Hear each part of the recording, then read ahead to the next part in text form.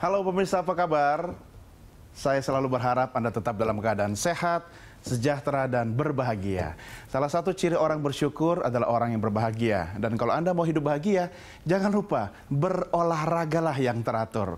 Kalau Anda masih meluangkan waktu untuk berolahraga, Anda akan hidup lebih sehat dan tentu lebih bahagia. Ngomong-ngomong, kalau kita bicara tentang salah satu cabang olahraga yang sangat diminati oleh orang Indonesia, yaitu bulu tangkis. Kalau bicara tentang bulu tangkis, tentu banyak nama yang terngiang dalam ingatan Anda. Salah satunya legenda bulu tangkis kita, yaitu Susi Susanti. Dan kali ini, Susi Susanti bukan cuma mikirin bulu tangkis, tapi juga mikirin masa depan bulu tangkis. Tugasnya semakin berat, pembinaan dan prestasi bulu tangkis. Pertanyaannya, bagaimana langkah Susi Susanti untuk membangkitkan kembali kejayaan bulu tangkis Indonesia? Kali ini kita akan ngobrol bareng dengan tamu istimewa saya, tentunya dalam program kesayangan Anda, DK Show.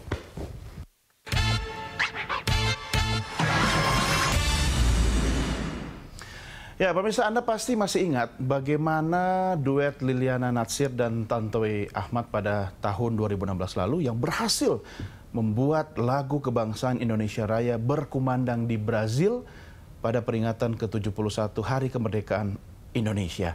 Owi dan Butet mengembalikan tradisi emas di ajang Olimpiade dengan mempersembahkan medali emas Olimpiade Rio 2016. Dan kita semua sangat merindukan masa-masa itu. Nah, sekarang pertanyaannya, bagaimana dengan organisasi PBPBSI yang bertugas mendorong generasi baru pencetak prestasi di cabang bulu tangkis? Ini sekarang menjadi PR-nya legenda bulu tangkis kita, Susi Susanti. Langsung saja tamu spesial saya, kita sambut Susi Susanti. Hai Mbak Susi, apa kabar? Baik. Sehat? Sehat selalu. Terima kasih sudah hadir di DK Show. Silakan Mbak Susi. Mas Alan, apa kabar? Baik. Masih sibuk dengan aktivitas dalam mendidik dan bisnisnya? Masih berjalan terus. Masih ya, Azteknya ya? Iya. Nah, terakhir ngobrol sama Mbak Susi kan kita bahas juga soal Aztek gitu kan? Betul. Nah, tapi sekarang PR-nya nambah lagi nih Mbak Susi ya. 4 bulan terakhir Anda dipercaya sebagai Kepala Bidang Pembinaan dan Prestasi Pengurus Besar PBSI. Betul. Waduh, menurut catatan saya, Anda adalah wanita atau perempuan pertama di Indonesia yang memegang posisi sangat vital ini. Apakah benar? Katanya seperti itu. Udah kayak kuis aja ya. Benar atau salah gitu kan? Betul. Dan itu tentu bukan kebetulan. Ya, pasti ada alasannya. Kira-kira menurut Mbak Susi, kenapa Anda yang ditunjuk untuk menjalankan tugas berat ini? Iya, mungkin karena beberapa tahun terakhir kita melihat bahwa mungkin prestasi bulu tangkis khususnya dari sektor putri kita agak tertinggal. Mungkin itu juga salah satu alasan dari Bapak juga, Pak Wiranto sebagai Ketua PBPBSI, ya? Betul, untuk menunjuk saya dan memilih saya menjadi Binpres di PBPBSI, Pembinaan dan Prestasi. Dan ini menjadi satu tugas dan juga tanggung jawab saya untuk kedepannya, bagaimana bisa menciptakan prestasi seperti dulu lagi, khususnya untuk putri-putri, tapi tentunya secara global untuk Indonesia. Ada kata prestasinya itu loh, satu kata yang sudah kita rindukan lama. Ya, saya tidak usah cerita lah. Saya juga masih ingat video waktu Mbak Susi sampai meneteskan air mata, ya kan. Kemudian itu di Barcelona ya. Betul. Kemudian diikuti dengan prestasi-prestasi junior-junior Anda, dan yang terakhir di Rio kemarin ya, kita sempat merindukan hal seperti itu. Tapi bisa nggak akan jadi tradisi lagi bahwa kemenangan demi kemenangan tentu kena prestasi akan kita raih? Iya, harapan kita ke depannya tentunya ini tradisi emas akan terus berlanjut, dan kita juga memang untuk target PBPB sendiri sebetulnya ada untuk jangka pendek, jangka menengah, dan jangka panjang. Jadi memang untuk ke depan, untuk jangka pendek saat ini memang mungkin salah satunya All England yang sudah kita dapat kemarin dari Kevin dan Gideon. Itu bagian dari target ya? Betul, salah satu target kita.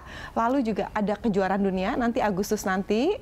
Lalu mungkin jangka menengah itu ada Asian Games nanti yang kita sebagai tuan rumah, ada Thomas Cup dan Uber Cup, dan mungkin untuk jangka panjang sendiri adalah bagaimana kita meneruskan tradisi medali emas di Olimpiade. Nah, untuk meneruskan tradisi itu kan harus ada program, harus ada activity yang dilakukan. Apa rencananya ke depan?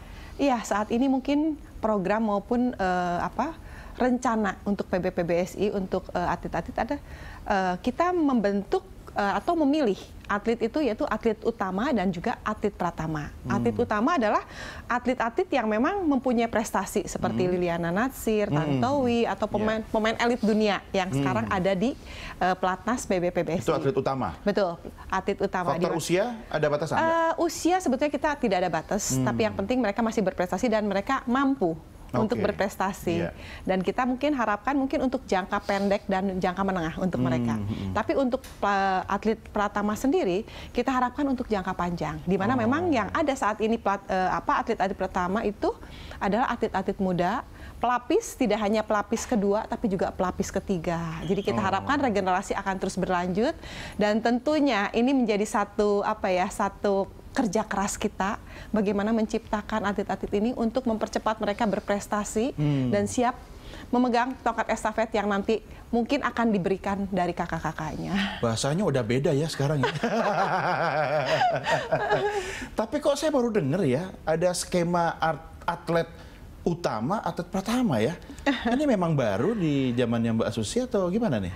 Sebetulnya ini bukan hal yang baru. Jadi memang mungkin saya juga belajar atau mungkin dari pengalaman saya. Jadi pada zaman saya dulu jadi atlet waktu sekitar tahun 85-86 sebetulnya itu sudah ada. Dan program ini yang membuat saya menjadi juara Olimpiade tahun 92, betul.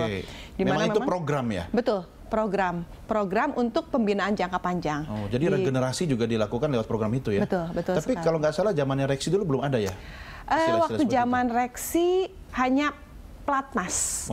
Jadi mungkin sekarang ini mungkin lebih detail atau mungkin lebih dibagi. Iya, secara terfokus, betul sekali. Kira-kira dengan konsep seperti itu bisa nggak sih dihasilkan lapis-lapis berikutnya gitu kan? Karena kan orang kan biasanya gini Mbak Susi, kita kalau misalnya menyiapkan kader 10 orang calon, ya belum tentu 10-nya jadi ya kan? Tapi ini kan berlapis-lapis gitu kan?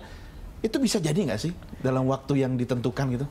Iya, kita harapkan sebetulnya memang untuk regenerasi ini minimal mungkin 2 atau 3 orang akan menjadi pemain pelapis. Selama berapa tahun persiapannya? Persiapannya yang pasti mungkin 4 sampai 6 tahun. 4 sampai 6 tahun. 4 sampai 6 tahun. Jadi memang untuk panjang ya. Betul. Untuk pratama sendiri mungkin kita membutuhkan waktu seperti itu, tapi untuk yang utama? Di mana memang saat ini pemain utama pun sebetulnya tidak hanya pemain yang mungkin yang usianya sudah tua atau mungkin sudah senior. Bukan tua, senior. Jangan bilang tua. Tapi juga ada atlet muda juga yang memang sudah mempunyai prestasi tapi butuh kematangan. Jadi ada beberapa yang memang kita harapkan dalam waktu mungkin 2 tahun, 1-2 tahun mereka sudah matang, tapi ada juga untuk yang pratama tuh 4 sampai 6 tahun. Jadi kalau di total misalnya dari dia pratama kemudian sampai dia masuk utama itu berapa tahun masa dia harus berlatih itu?